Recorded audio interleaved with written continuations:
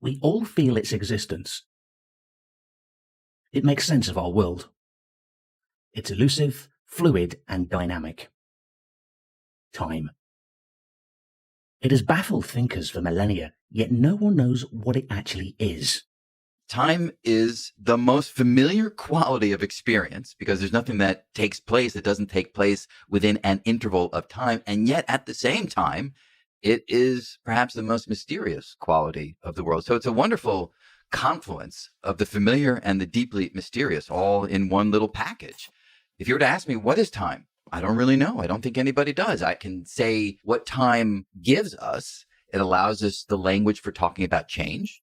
It allows us to envision the events of the universe being spread out in this temporal timeline. And in that way, allows us to see the patterns that unfold within time, allows us the structure and the organization to think about things in that kind of a progression. But what actually is it? I don't really know. And that's so strange because we can measure it. There are laboratories in the world that measure this thing called time to spectacular precision. But, if you go up to the folks and say, what is it that you're actually measuring? I don't know that they can really articulate the kind of answer that you would expect from those who are engineering a device that can measure something called time to that level of precision. So it's a very curious combination. As a general definition, time is the continued sequence of existence and events that occur in an apparently irreversible succession from the past through the present into the future. Time has long been an important subject of study in science, but defining it in a manner applicable to all fields without circularity has consistently eluded scientists. In general relativity, the physical nature of time is addressed with respect to events in space-time. For example, the collision of two particles, the explosion of a supernova, or the arrival of a rocket ship. And time is one of our most precious commodities, perhaps the most precious commodity. We enter the world, we're given a certain allotment of time. We don't know how much time we're given. Now, we have spent countless hours, decades, centuries, pondering the nature of time. And there is a lot we understand about time. But if we even reflect on the starting point, where you would imagine that we would begin our exploration of time, the definition of time, we still are hard-pressed to give that definition. Right? Time certainly has to do with change. That's how we recognize that time has elapsed. But trying to really get at the heart of what time actually is proves extraordinarily difficult. John Wheeler, one of the great physicists of our age, he famously said that time is nature's way of ensuring that everything doesn't happen all at once.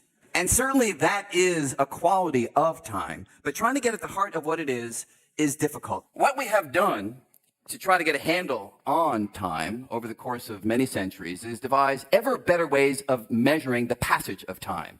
We try to find processes out there in the natural world that are cyclical, that are repetitive. And we have improved upon it by making use of atomic clocks, in which, for instance, this is an example where a cesium atom can be excited by bombarding it with laser pulses, and then it itself will pulse.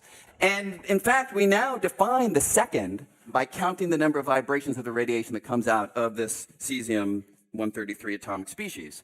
So this is a wonderful progression in the history of trying to measure this thing called time, because atomic clocks, they are so accurate, they're so reliable in their repetitive process, their cyclical process, that some of these devices will lose less than a second in 1 million or 10 million years. In ancient Greece, some philosophers thought that time is not a reality but a concept. Even some theoretical physicists today think that time is nothing but an illusion.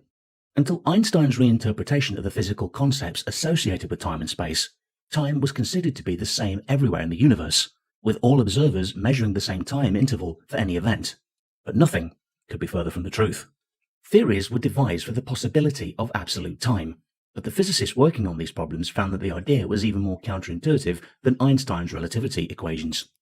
One of the most frequent questions people wonder when thinking about time is whether it's physically possible to go back in time.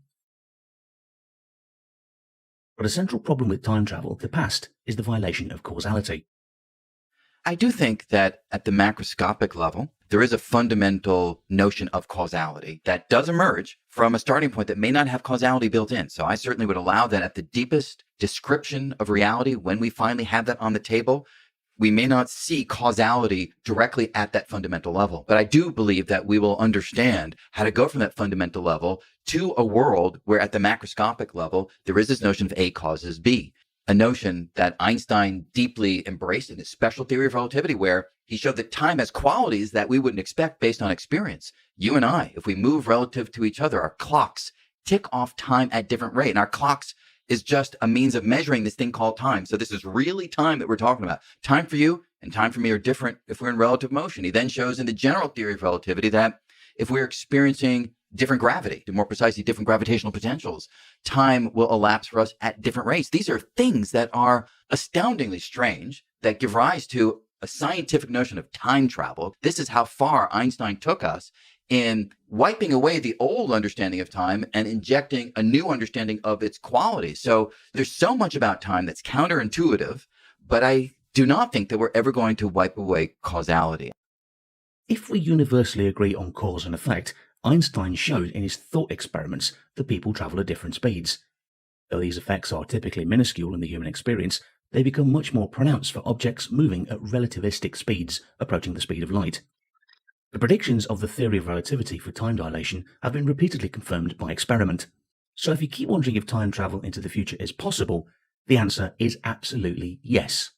An individual can follow an Einsteinian strategy and propel themselves into the future in some sense more quickly. So if I wanted to see what's happening on planet Earth 1 million years from now, Einstein tells me how to get 1 million years from now. Build a ship that can go out into the universe near the speed of light, turn around and come back. Let's say it's a 6-month journey out and a 6-month journey back. And Einstein tells me how fast I need to travel, how close to the speed of light I need to go, so that when I step out of my ship, it will now be 1 million years into the future on planet Earth. And this is not something where there's differences of opinion in the scientific community. Any scientist who knows anything about what Einstein taught us agrees with what I just said. And so that kind of travel to the future is absolutely allowed by the laws of physics. There are engineering challenges. There are even biological challenges, right? There are G-forces that you're going to experience. So there's all sorts of stuff embedded in this, but those I will call the details. And those details notwithstanding, the universe allows this kind of travel to the future.